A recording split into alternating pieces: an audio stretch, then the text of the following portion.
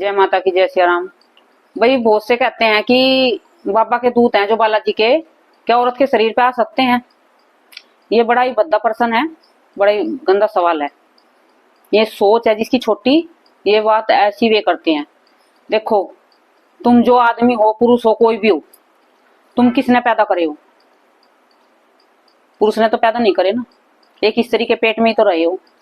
तो हनुमान जी भी हैं, अंजनी माँ तो थी वो जिनके पेट में वे रहे थे। ठीक है। और जो उनके दूत हैं, वे दूत कौन है तुम जानते नहीं हो? वे दूत जो भक्ति करते हैं, मर जाते हैं, बाबा की सेवा पूजा करते हैं, वे उच्च कोटि के दूत बनते हैं। जो भूत प्रेत होते हैं, जो तुम बालाजी में छोड़ कर आते हो, हम बालाजी में जाते हैं, भगत बालाजी में जाते हैं, वहां पे वे भूत प्रेत को छोड़ कर आते हैं। तो बाबा क्या करता है? उनको मार लगाता है, मार लगा लगा के उनको शुद्ध पवित्र करता है। और तब देखता है, तब उनसे वचन लेता है, वे कार्य करवाता है, देखता है कि ठीक से कार्य करेंगे कि नहीं करेंगे।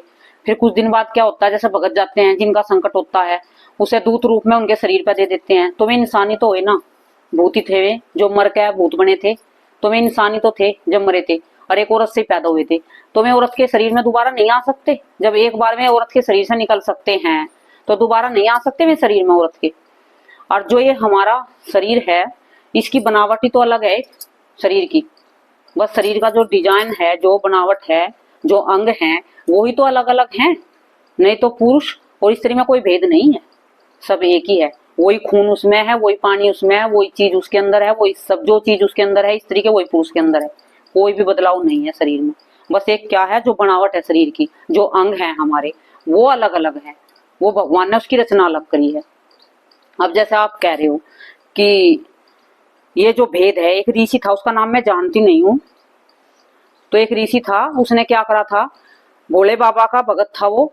तो उसने भोले बाबा की परिक्रमा करी, पार्वती पास में बैठी थी, तो बीच में से निकल गया।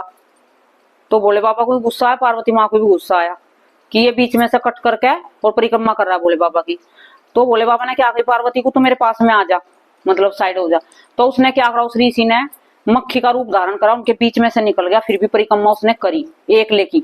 उन्हें कहा मैं स्त्री की परिक्रमा नहीं करूंगा, मेरा गुरु सिर्फ ये भोला बाबा ही है। तो उस टाइम पे पार्वती माँ क्रोध में हो गई थी। तब उसको उन्हें श्राप दिया था, जला कर भस्म कर दिया था, राखी डेरी कर दी थी उस ऋषि को। तो उसने फिर क्योंकि पहले तो बहुत सत्य की चीज थी, तो वो ऋषि की जो राख थी, उसमें से ऋषि की आत्मा बोली कि मुझे क्षमा करो।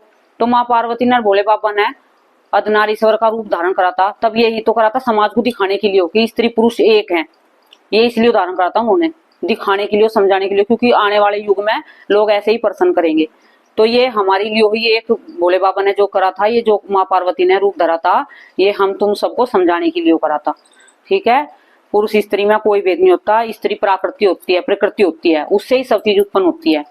धरती जैसे कि उससे ही सब चीज, उससे बीज, उसमें बीज डालते हैं तो उससे ही सब चीज उत्पन्न होती है। तो पुरुष और स्त्री में कोई भेद नहीं है, सब एक ही है। ये अपने मन से ख्याल निकाल दो कि बालाजी के दूत स्त्री में आ सकते हैं कि नहीं आ सकते हैं। बिल्कुल आ सकते हैं, और आते भी हैं और आते रहेंगे, क्योंकि वे भी एक इंसान ही है जो स्त्री के शरीर में आते हैं। भगवान तो किसी के शरीर में नहीं आते हैं। ठीक है, ये भी बात समझ लो। जैसे कि माँ है, जैसे कि बालाजी हैं, वे किसी के शरीर में आवेंगे, उनकी ऊर्जा को झेल लेगा, इतनी सी ऊर्जा आती है, उसमें इतनी उछल कूद करते हैं, कूद कूद के सारे जग को हिला देते हैं, धरती को हिला देते हैं, पूरा उधर मचा देते हैं। वो क्या करते हैं, वे तुम्हें इतनी सी तरंग देखते हैं अपनी, क्या करते हैं, जितनी तिल का दाना होता है तुम्हारे शरीर में, इतनी भेजते हैं, इतनी प्रवेश करते हैं कि बच्चा इतनी संभाल पाएगा। उन्हें भी पता है अपने बच्चों को कि बच्चे कितनी संभाल सकते हैं मेरी शक्ति को। कभी भी भगवान इतना अनर्थ नहीं करेंगे, इतने गलत काम नहीं करते हैं। भगवान सब चीज दिखाने के लिए, समझाने के लिए, सब कुछ अच्छे से करते हैं। थोड़ी सी शक्ति देते हैं अपने भगत को कार्य करने के लिए, जग का कल्याण करने के लिए, समाज का कल्याण करने के लिए। और वो भी किस पे, जिस पे प्रसन्न होगा, जिस बच्चे में उसके गुण देख कर रीझता है भगवान। भाई इस बच्चे में ये गुण है तो उन पे रीझ जाता है, उसके गुणों पे तो रीझता है। जैसे कि तुम्हारे बच्चे अपने हैं और तुम्हारे 3-4 बच्चे हैं माना, और कोई बच्चा तुमसे बहुत ज्यादा प्रेम करता है, तुम्हारी सेवा करता है, और तुम्हें हर चीज में बूझता है, मतलब तुम्हारी हर चीज में सलाह लेता है, तो तुम उस बच्चे से ज्यादा प्रेम करने लगोगे। और उसे क्या करोगे, जो तुम्हारी मतलब प्रॉपर्टी है, उसका कुछ हिस्सा तुम चाहोगे कि इस बच्चे को मैं ज्यादा दूं, और दोगे तुम कुछ ना कुछ उसे ज्यादा दोगे हर बच्चों से अपने। जैसे तुम्हारे 4 बच्चे हैं, 4 बच्चों से एक बच्चा तुम्हारा प्यारा बच्चा है, तुम्हारी सेवा करता है, तुम्हारा कहना मानता है, उस बच्चे को तुम ज्यादा देने की सोचोगे प्रॉपर्टी में, कुछ भी ना कुछ। तो ऐसे ही भगवान सोचते हैं, जो बच्चे उनकी सेवा करते हैं तन मन से और निस्वार्थ और बिना लालच के, बिना उनके मन में कुछ भी किसी के प्रति छल कपट नहीं होता, किसी से घृणा नहीं करते हैं, उन्हें किसी से कोई लेना देना नहीं होता, संसार में कोई कुछ भी करे, उनकी बुराई करे, उन्हें कुछ कहे तो उन्हें कोई फर्क नहीं पड़ता। तो भगवान भी देखता मेरा बच्चा कितना निस्वार्थ मेरी सेवा कर रहा है, मेरा बच्चा कितना प्यारा है, मुझसे कभी कुछ मांगता नहीं है, तो भगवान उन्हें अपने आप प्रसन्न होकर उन्हें शक्ति दे देते हैं। और शक्ति नहीं देते हैं जितना बच्चा झेल सके, तो उसे पता है मैं बच्चे को ज्यादा शक्ति दे दूंगा तो बच्चा मतलब शरीर फट जाएगा, बच्चे का झेल नहीं पाएगा। तो भगवान को भी पता है, वे धीरे धीरे शक्ति ट्रांसफर करते हैं हमारे शरीर में, थोड़ी थोड़ी थोड़ी थोड़ी। और जैसे कि हम संभालने लगते हैं, धीरे धीरे धीरे धीरे बढ़ने लगती है वो शक्ति। एक शक्ति आई, फिर 2 आती हैं, फिर 3 आती हैं, फिर 4 आती हैं, 10-10 शक्तियां की तरंगे चल जाती हैं शरीर पे। कहते हैं ना कि शरीर में एक साथ इतनी शक्ति आ सकती है, धीरे धीरे आ सकती हैं। जिसकी कृपा होगी देवता की, वही अपनी अपनी थोड़ी थोड़ी तुम्हें तरंग शक्ति दे देगा। ठीक है, धीरे धीरे धीरे धीरे जो सा भी भगवान तुम पे प्रसन्न होता रहेगा, जिसकी तुम सेवा करते रहोगे तो वो तुम पे प्रसन्न होगा, तुम्हें थोड़ी थोड़ी दे देकर देखेंगे। फिर जब तुम हो जाओगे कि तुम संभालने लगे हो अब चीज, अब शक्ति को तुम संभाल पा रहे हो, तुम्हारे में कोई अहंकार घमंड नहीं है, तो फिर तुम्हारी परीक्षा लेनी शुरू करते हैं कि बच्चा कहीं आगे जाकर गलती तो ना कर दे।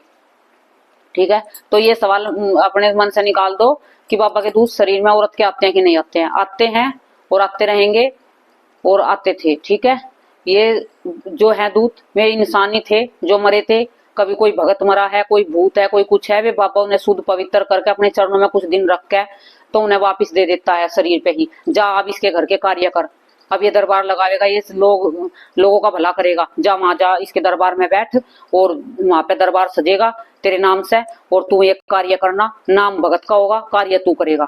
तो इसलिए माँ बाबा अपनी शक्तियों का आदेश कर देते हैं कि इस घर में रहकर तुझे इनका भला करना है और औरों का भी भला करना, अनजान वालों का।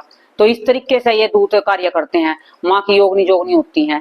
ठीक है, और जब ये तुम्हारे तुम इन परीक्षा में सफल हो जाते हो तो कुछ दिन बाद बाबा भी माँ भी तुम्हारे सर पे हाथ रख देते हैं आशीर्वाद का कि अब बच्चे पे पहले तो योगनी जोगनी परीक्षा लेती हैं, आकर दूध परीक्षा लेते हैं, फिर माँ बाप आते हैं लास्ट में, वे भी तुम पर आशीर्वाद रख देते हैं कि तुम जन्म जन्म तक भक्ति करो, जिस जन्म में जाओ उस जन्म में तुम्हें भक्ति मिले और भगवान के चरणों की सेवा मिले और कभी अहंकार, कोई घमंड, कोई लोभ लालच ना आवे तुम्हारे मन में।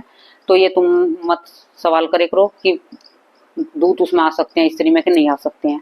आ सकते हैं, बिल्कुल आ सकते हैं और आते हैं। जो दरबारों में स्त्री बालाजी का दरबार चलाती हैं उसके नाम से बालाजी के, तो उनके शरीर पर दूत की ही सवारी आती है, वे दूत ही कार्य करते हैं। भगत मतलब नाम भगत का हो रहा है। तो ये है कारण, करते तो भगवान ही है, हम जैसे इंसान क्या कर सकते हैं? आदेश वे करते हैं, हम तो इनके चरणों की धूल, इनके पैरों के कीड़े मकोड़े हैं, जैसे ही रखेंगे ऐसे ही रहना पड़ेगा।